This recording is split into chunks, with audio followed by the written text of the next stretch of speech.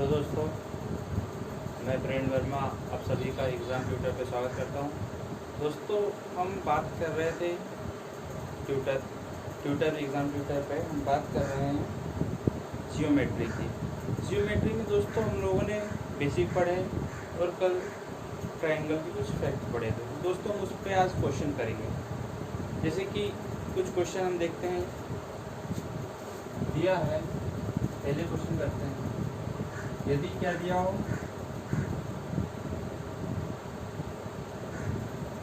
To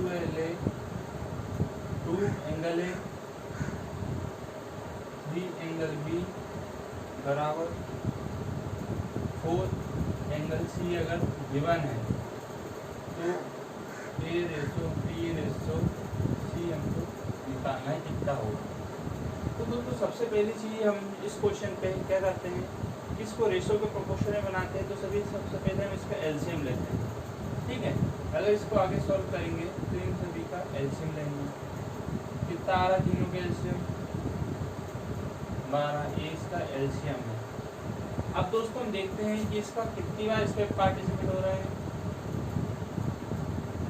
2 का इसमें कितनी बार 6 बार, 3 का 12 पे कितनी बार 4 बार, 4 का 12 पे कितनी बार 3 बार। तो दोस्तों यही जो है 6:4:3 ये अपना आंसर हो जाएगा। दोस्तों इस टॉपिक पे क्वेश्चन आते हैं। अगर मान लो कोई त्रिभुज है और त्रिभुज में दिया है कि 2 एंगल ए बराबर 3 एंगल बी बराबर 4 एंगल सी है, तो ए अनुपात बी अनुपात सी का रेशो बताओ। तो ये रेशो जाएगा। अगर पूछ लिया इसी में रेशो बताओ, रेशो निकल गया और पूछ लिया कि बताओ एंगल ए की वैल्यू क्या है, तो आपको पता होना चाहिए कि तीनों त्रिभुज के तीनों कोणों का योग 180 डिग्री होता है। तो यहाँ पे इसको किस फॉर्मेट में 6, 4, 10, 3, 13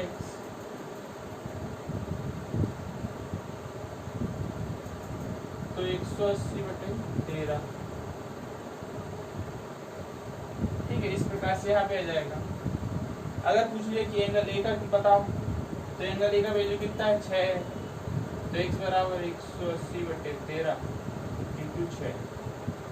बस अब यहाँ से काटो पीटो जो भी आएगा वो एंगल ए का वैल्यू हो जाएगा, ठीक है। अब आगे अगला क्वेश्चन देखते हैं क्या बोला गया है।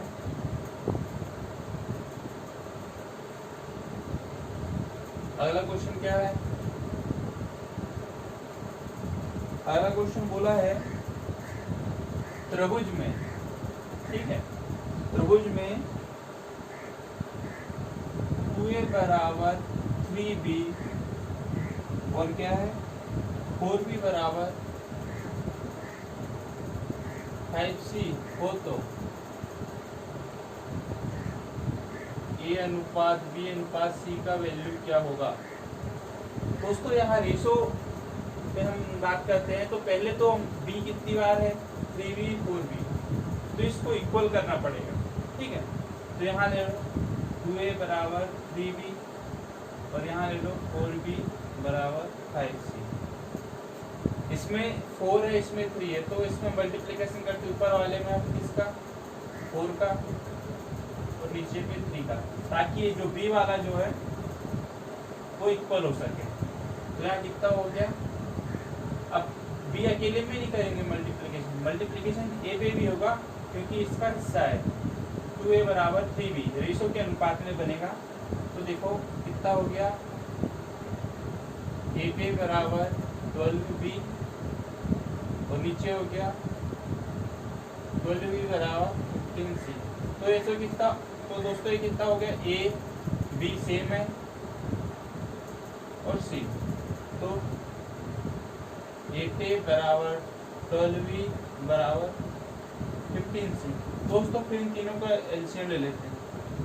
कितना हो गया उसका एलसीएम 120, ठीक है। एलसीएम आगे पढ़ेंगे। जो दोस्तों अगर एलसीएम डायरेक्ट निकालना है तो सिंपल सा फंडा है 8, 12, 15। इसमें से देखो सबसे बड़ी संख्या कौन सी है 15। अब 15 का हम पहाड़ा पढ़ते हैं ज़्यादा से ज़्यादा बार, जैसे 15 दूनी 30, 30 का भाग 30 में भाग 12 का नहीं जा रहा, 8 का नहीं जा रहा। 45 पे भाग 15 3 45, न 12 का जा रहा है न 8 का जा रहा है। 15 4 60, 60 में भाग 12 का जा रहा है मगर 8 का नहीं जा रहा। अगर मैं 60 का डबल कर दूं 120, तो 120 पे 15 का भी भाग जाएगा, 12 का भी भाग जाएगा और 8 का भी भाग जाएगा। तो यहाँ पे एलसीएम 120 निकल गया, तो यहाँ से अपना अनुपात निकल जाएगा। ठीक है, ये अनुपात निकल गया। 8 का अनुपात कितना हो गया, 15 बार जाएगा, 12 10 बार जाएगा और 8। मतलब कह सकते हो ए अनुपात बी अनुपात सी कितना हो गया, 15 अनुपात 10 अनुपात 8। दोस्तों इस टाइप के क्वेश्चन अक्सर पूछे जाते हैं और अब तो railway, NTPC, group D, SSC में मोस्टली क्वेश्चन पूछे जा रहे हैं। ठीक है दोस्तों, आपको ये समझ में आ गया होगा कि कैसे हमने 3b जो है और जो 4b था इसको इक्वल किया और इसको फिर रेशो के फॉर्म में लाके इसको हमने आगे किया। ठीक है, अब आगे देखते हैं क्वेश्चन। दोस्तों क्वेश्चन इजी है, कोई ज्यादा प्रॉब्लम नहीं होगी, बस आपको देखना है और सीखना है कि कैसे सॉल्व होगा। अगर मान लो बोला गया है क्वेश्चन में कि एक त्रिभुज है, मैं आपको सिर्फ बोल रहा हूँ, ठीक है, आप ध्यान दीजिएगा। एक त्रिभुज बोला है ABC, त्रिभुज ABC में BC रेखा को कहाँ तक बढ़ा रहा है, D तक बढ़ा रहा है। ठीक है, और यहाँ पे जब D तक बढ़ा जा रहा है तो यहाँ पे एंगल क्या बनता है, एंगल ABC दिया है 30 डिग्री और एंगल ACD दिया है 110 डिग्री। तो बताओ एंगल BAC का वैल्यू क्या होगा। ठीक है, तो पहले हम त्रिभुज बनाते हैं ABC। क्या बनाते हैं त्रिभुज ABC, A यहाँ दे दिया, B यहाँ दे दिया, C यहाँ दे दिया। अब क्या बोल रहा है, वो BC को आगे बढ़ाना है, कहाँ तक, ये BC है, इसको आगे बढ़ाओ, बढ़ा दिए D तक। ठीक है, D तक आगे बढ़ाने के बाद वो उसने एंगल दिया कि एंगल ABC, मतलब ये वाला एंगल कितना दिया है 30 डिग्री, और एंगल ACD ये कितना दिया है 110 डिग्री। और दोस्तों निकालना कौन सा एंगल, BAC, ये वाले एंगल की वैल्यू निकालना है।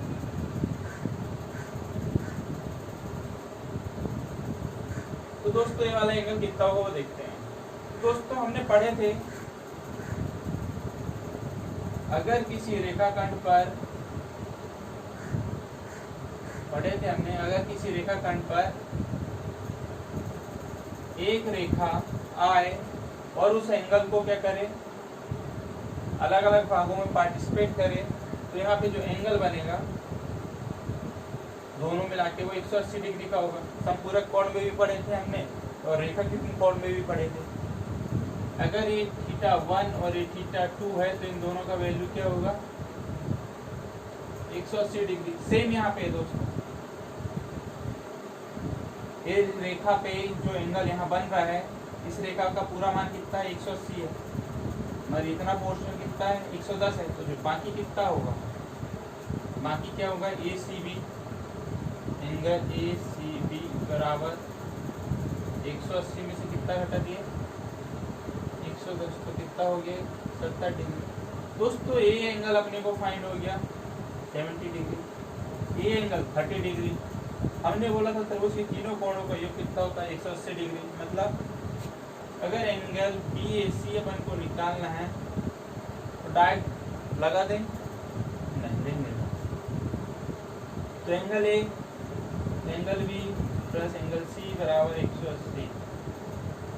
एंगल BAC निकालना है, एंगल B का वैल्यू आपको दिया है 30 डिग्री, एंगल C का 70 डिग्री और ये हो गया 180 डिग्री। अगर यहाँ हम बात कर लेते हैं, यहाँ पे आगे ऊपर देखिए, एंगल BAC बराबर कुल वैल्यू 180 है, 30 और 70 कितना हो गया 100। मतलब 180 में से मैं 100 घटा दूँ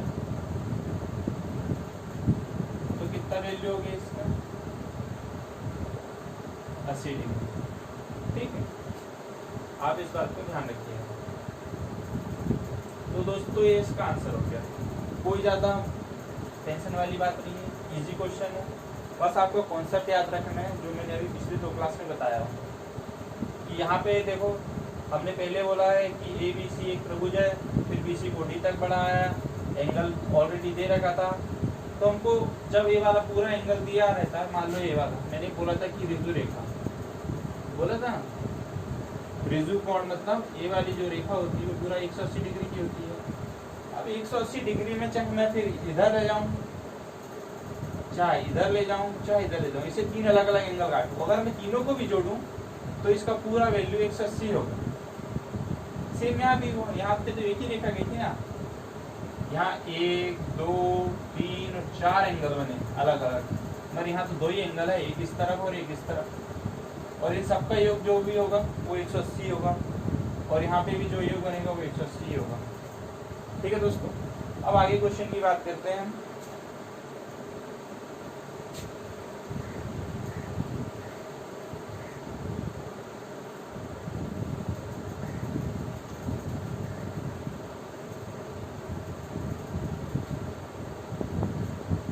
दोस्तों आगे क्या लिखा है देखते हैं।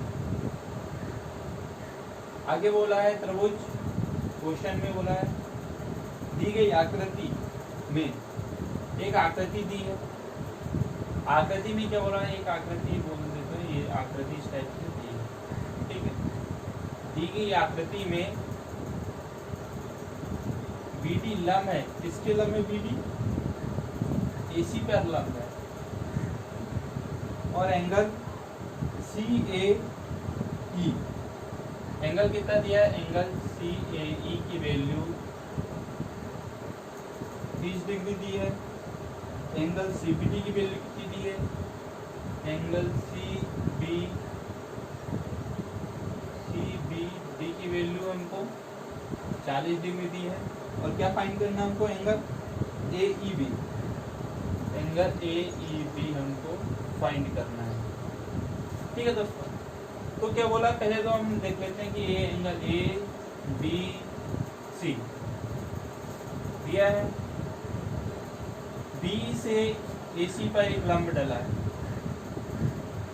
ओके, जब लंब डला है मतलब यहाँ पे जो एंगल बनेगा इस साइड भी 90 का होगा और इस साइड भी 90 का होगा। ये आपको लिखने का जरूरत नहीं है, ऐसा साइन लगा मैं तो इसका मतलब 90 ही होगा। ठीक है, अब हम बात करते हैं एंगल CA और E। यहाँ पे बना है एंगल CAE, कितना बना है दोस्तों, यहाँ पे ये एंगल जो है वो 30 डिग्री का है, और CBD, यहाँ जो एंगल बना है दोस्तों 40 डिग्री का। ठीक है दोस्तों, अब आगे हम बात कर लेते हैं कौन से त्रिभुज की, त्रिभुज BCD में, BDC में हमें बात कर लेते हैं। चलो, यहाँ D पे क्या है, ट्रायंगल है, इसको B बोल दिया और इसको C बोल दिया। B हमारा 40 डिग्री है। जब हमको पता है त्रिभुज की तीनों कोणों का योग 180 होता है, चाहे वो कोई भी त्रिभुज हो, अधिक कोण त्रिभुज, न्यून कोण त्रिभुज, समकोण त्रिभुज, समबाहु त्रिभुज, समद्विबाहु त्रिभुज। ठीक है, इसके तीनों कोणों का योग 180 होता है। तो यहाँ पे हमको पता है कि एंगल D 90 है, एंगल B 40 है, तो एंगल C क्या होगा, एंगल C हो गया 180 माइनस 40 प्लस 90, टोटल कितना हो गया एंगल C का वैल्यू 50 डिग्री। हमको यहाँ एंगल C मिल गया दोस्तों। इस त्रिभुज में हमको ये वाला वैल्यू मिल गया।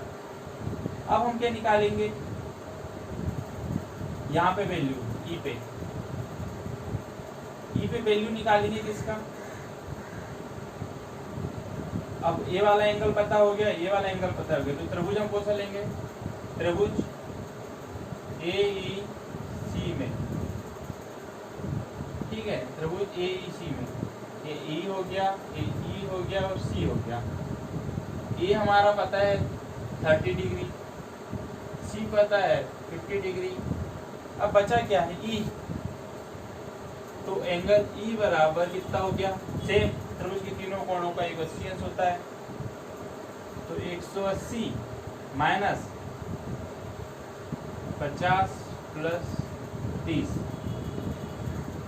ये वाला वैल्यू निकालना है। तो 180 में से इन दो कोणों को घटा दिए तो एंगल ई मिल गया हम लोग को। जब एंगल ई हमको मिल गया कितना डिग्री, 100 डिग्री। तो अब आंसर क्वेश्चन में क्या है, क्या निकालना है हमको, ए ई बी। हमने ये वाला इसलिए निकाला है क्योंकि ये वाला हम निकालना थोड़ा डिफिकल्ट पड़ता है, तो हमने ये वाला निकाली। और हमने पहले भी पढ़े थे, क्या पढ़े थे कि अगर कोई रेखा पे, अगर किसी रेखाखंड पे कोई रेखा मिलती है तो उसके साथ जो भी कोण बनाएगी उसका वैल्यू जो है हमेशा 180 डिग्री होगा। चाहे वो यहाँ पे θ1 हो, यहाँ θ2 हो। अगर मान लो कि एक और कोण बन जाए यहाँ पे इस टाइप का, θ1 θ2 θ3, इसी पे θ1 θ2 और θ3, इन तीनों का वैल्यू भी 180 डिग्री ही होगा। सेम उसी प्रकार यहाँ हम बात कर लेते हैं। ये तो क्या निकला था, एंगल ई मतलब AEC निकला था। क्या निकला था, यहाँ लेते हैं एंगल AEC, कंफ्यूजन ना हो जाए। अब हमको निकालना AEB। अभी इस तरफ का एंगल निकला था, अब इस तरफ का निकालना है। तो एंगल AEB की बात कर लेते हैं। ये पूरा वैल्यू कितना है इस रेखाखंड का, 180। हमने यहाँ एंगल करके उसको क्या कर दिया, विभाजित कर दिया। तो आधा पोर्शन इसका कितना हो गया, AEB निकालना है। तो 180 माइनस एंगल AEC, तो 180 माइनस 100, मतलब यहाँ कितना वैल्यू निकल गया, 80 डिग्री। बस दोस्तों आपको ध्यान रखना चाहिए, स्टेप याद रखनी है कि कहाँ से कहाँ तक चलना है। ठीक है, इजी है, नॉर्मल, कोई प्रॉब्लम नहीं है, फटाफट फटाफट सॉल्व हो जाएगा। ठीक है, ज़्यादा टेंशन नहीं लेना सॉल्व करते टाइम, और दिमाग फ्रेश रखना हमेशा। ये आपका आंसर हो गया। अब आगे बढ़ते हैं हम अगले क्वेश्चन पे।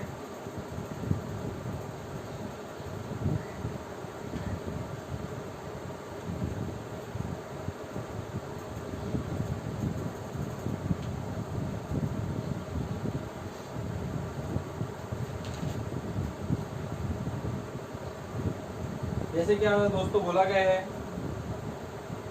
अगला क्वेश्चन दिया है,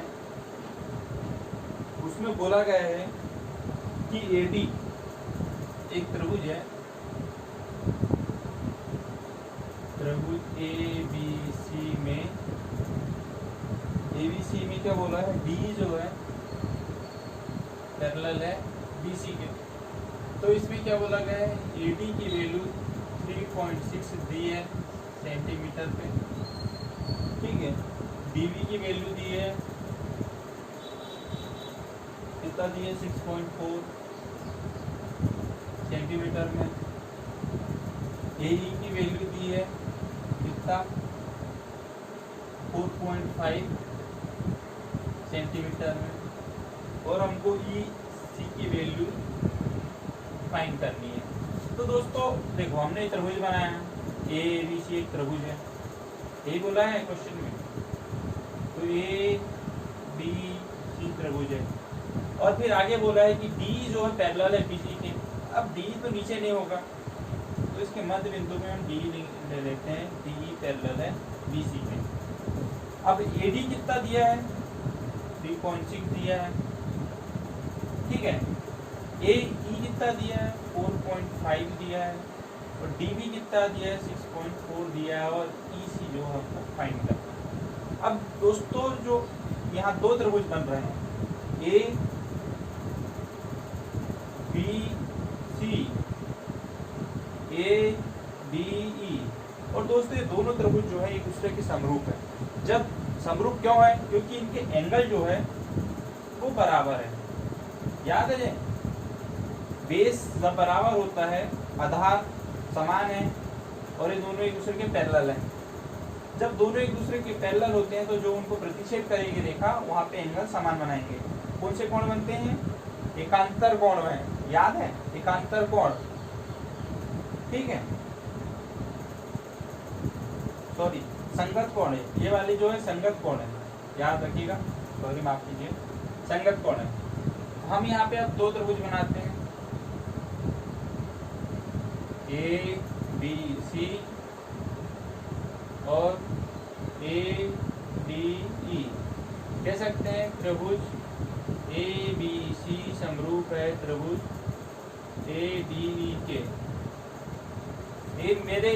ये मैं लिख रहा हूँ दोस्तों, आप सीधा सीधी भी कर सकते हो, आपको प्रैक्टिस चाहिए रहेगी उस क्वेश्चन को करने में, नहीं तो आप यहीं पे आप आंसर कर सकते हो, इतना बनाने का जरूरत नहीं है। अब हमने उसमें समरूप बोला था, समरूप जब हमने बोला कि एंगल उसके इक्वल है, मतलब ये थीटा है तो ये भी थीटा है, और अगर ये फाई है तो ये भी गामा है, ये गामा है तो ये भी गामा है। तो हमने बोला था जब समरूप है तो उनकी जो भुजाएं हैं वो अनुपात में होंगी, क्या होगी? ए बी अनुपात ए डी, और ए सी जो दिया है उसको अपन ले लेते हैं अभी, जैसे यहाँ बी सी आधार नहीं दिया तो उसको अभी लेने से कोई फायदा नहीं है। ए बी बटे ए डी और ए सी बटे ए ई। ए बी का वैल्यू कितना दिया है? ए बी का वैल्यू, सॉरी, ए बी का वैल्यू कितना दिया टोटल?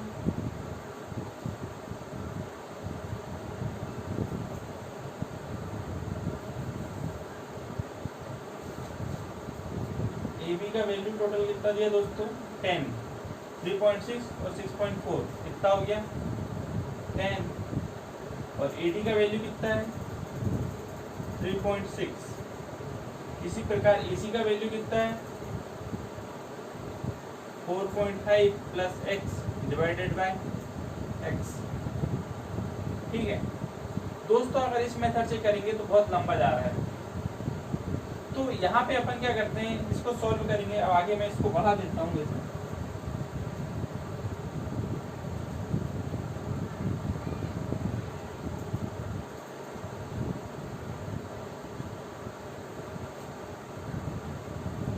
तो हाँ अगर यहाँ हम दशमलव हटाते हैं तो कितना हो जाएगा? यहाँ हमने दशमलव हटाया तो ऊपर जाके कितना हो गया? 100, नीचे हो गया 36। इसी प्रकार 45 था, 4.5 तो 45 प्लस 10x बटे नीचे भी 10x, दशमलव हटाने के बाद ऐसा जाएगा। अब इसको आगे हम बढ़ाते हैं तो 36 का मल्टीप्लाई करो फिर गुणा भाग करो तो थोड़ा सा डिफिकल्ट है और लंबा चौड़ा है। तो दोस्तों ऐसा ना करके हम सीधा सीधा कर लेते हैं। यहाँ पे एक प्रमेय लगेगा, वो हमने तुमको उस दिन भी बताया था। कौन सा प्रमेय? हेल्स प्रमेय, ठीक है। हेल्स प्रमेय में हमने क्या बोला था? हेल्स प्रमेय में हमने बोला था सीधा ए बी सी डी और ई। हेल्स प्रमेय में हमने ये बोला था कि ए डी बटे डी बी तो ए ई बटे ई सी। हेल्स प्रमेय में ये बोला था ए डी का वैल्यू कितना है? 3.6, डी बी का वैल्यू कितना है? 6.4, ए ई का वैल्यू कितना है?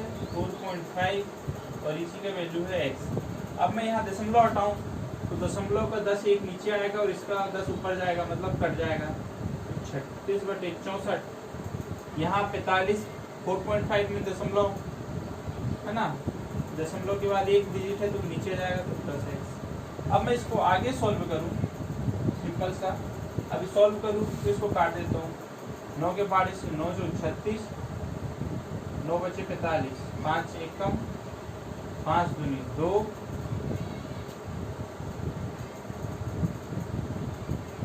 32 बार और 4 से 8 बार, मतलब जो x का वैल्यू है वो 8 सेंटीमीटर है। x मतलब इसी का वैल्यू 8 सेंटीमीटर, दोस्तों ऐसे आएगा।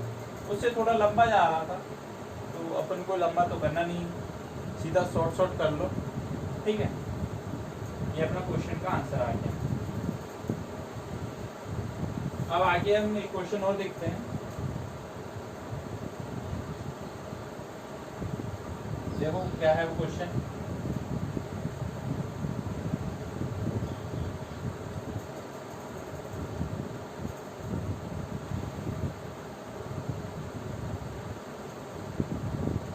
क्वेश्चन बोला है कि किसी त्रिभुज में, क्या बोला है,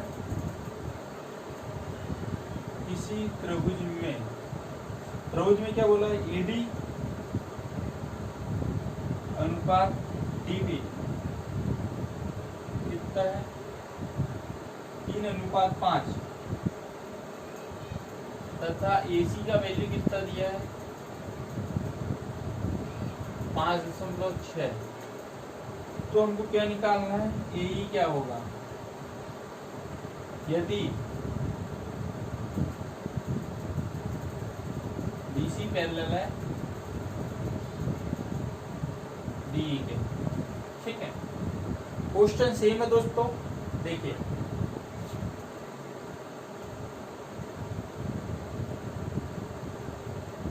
ए बी सी सेम वही डी ई, एडी का वैल्यू दिया है 3,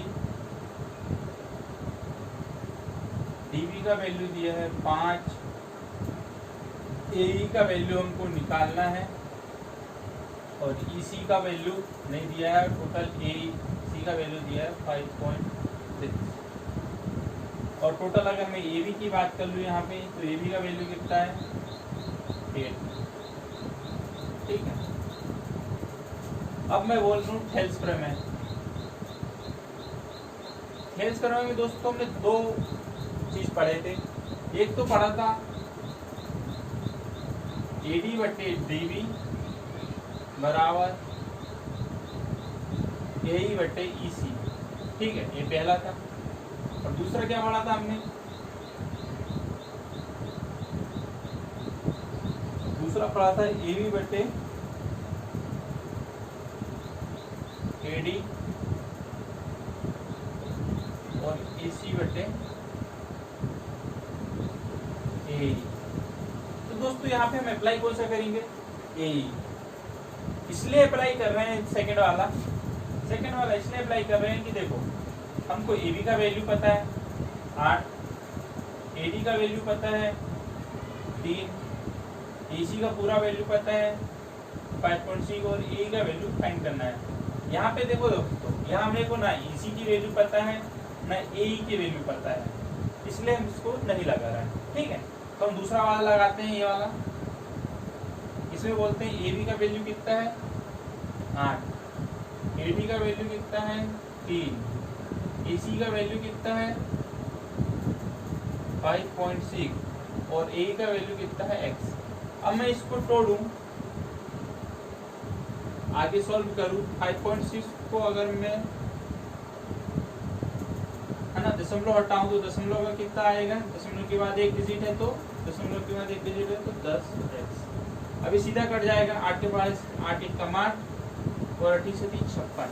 तो कितना हो गया दोस्तों, यहाँ पे क्रॉस मल्टीप्लिकेशन 21 बराबर 10x, तो x बराबर कितना हो गया दोस्तों 2.1, मतलब इसी का वैल्यू कितना है 2.1 सेंटीमीटर पे है। यहाँ पे इसी का वैल्यू निकल जाएगा, ठीक है।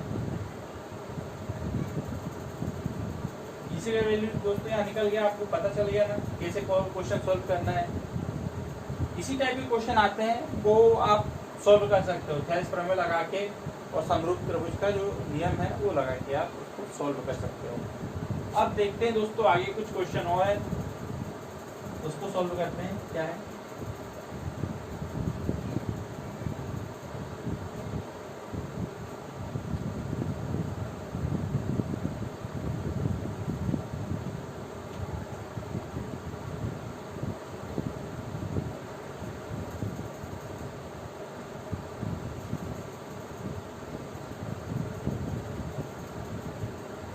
दोस्तों क्वेश्चन में क्या बोला है कि त्रिभुज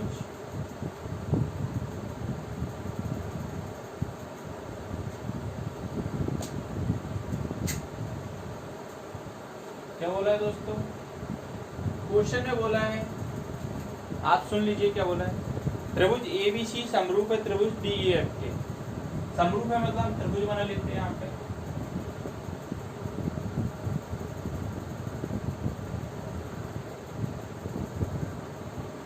ABC समरूप है DEF के, मतलब ये थीटा है, ये गामा है, ये गामा है, ये थीटा है, ये बीटा है और ये बीटा है। मतलब इसके तीनों एंगल आपस में बराबर है। ये वाला एंगल डी वाले एंगल के बराबर है, डी वाला एंगल ई वाले एंगल के बराबर है, सी वाला एंगल एफ वाले एंगल के बराबर है। मतलब ये त्रिभुज समरूप है। आगे बोला है कि त्रिभुज ABC का परिमाप कितना दिया है क्वेश्चन में, 35। परिमाप यानी परिमिति दी है इसकी 35। त्रिभुज ABC का परिमाप हमको गिवन है।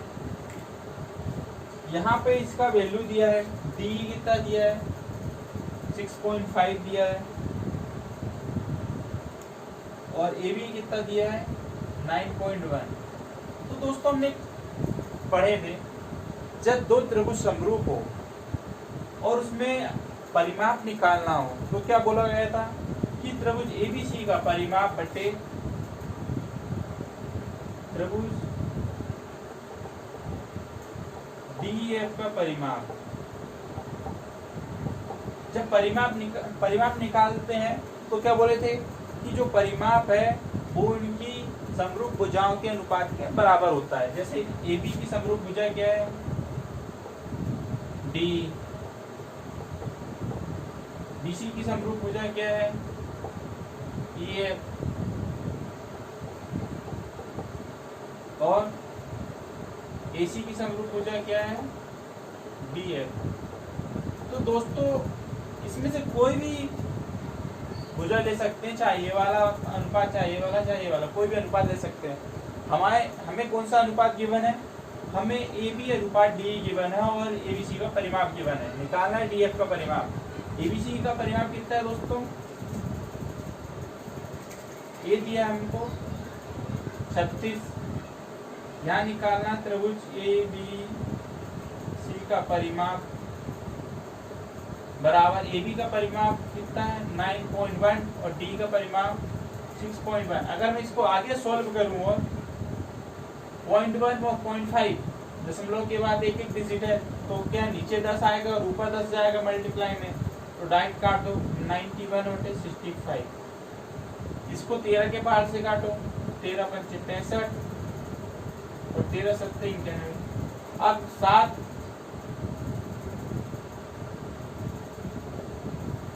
और 7 बने 35। मतलब यहाँ निकल गया त्रिभुज DEF का परिमाप, यहाँ निकल गया दोस्तों कितना, 25 सेंटीमीटर। ठीक है दोस्तों, बस कुछ नहीं था। क्वेश्चन ऐसा लिखा आएगा कि त्रिभुज ABC समरूप है त्रिभुज DEF के। इसमें फिर भुजा दी जाएगी कि AB की लंबाई 9.1 है, DE 6.5 है, तो बताइए, और दो में से किसी एक का परिमाप दिया जाएगा। या तो फिर ऐसा भी पूछा जा सकता है, दोनों परिमाप दे दिया, किसी एक की भुजा दे दी और बोल दिया कि ये वाली भुजा काउंट करके बताओ, निकाल के बताओ। इस टाइप से क्वेश्चन आएंगे और आते रहते हैं। ठीक है, ये तो हमने क्या निकाल लिया यहाँ पे दोस्तों, परिमाप। अब आगे हम बात करते हैं किसकी, आगे हम बात करते हैं, अगर पूछ लिया, क्या पूछ लेता है, जैसे यहाँ अभी परिमाप की जगह पूछ लिया एरिया। एरिया बताओ, त्रिभुज ABC का एरिया दे दिया। ठीक है, त्रिभुज ABC का एरिया दे दिया और त्रिभुज DEF का एरिया पूछ लिया।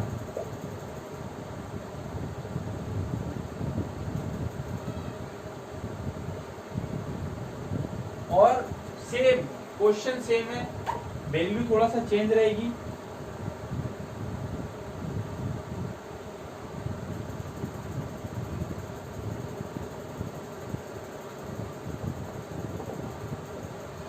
ठीक है, वैल्यूज चेंज रहेगी। जैसे कि यहाँ बोल दिया कि 1:2:1 पे,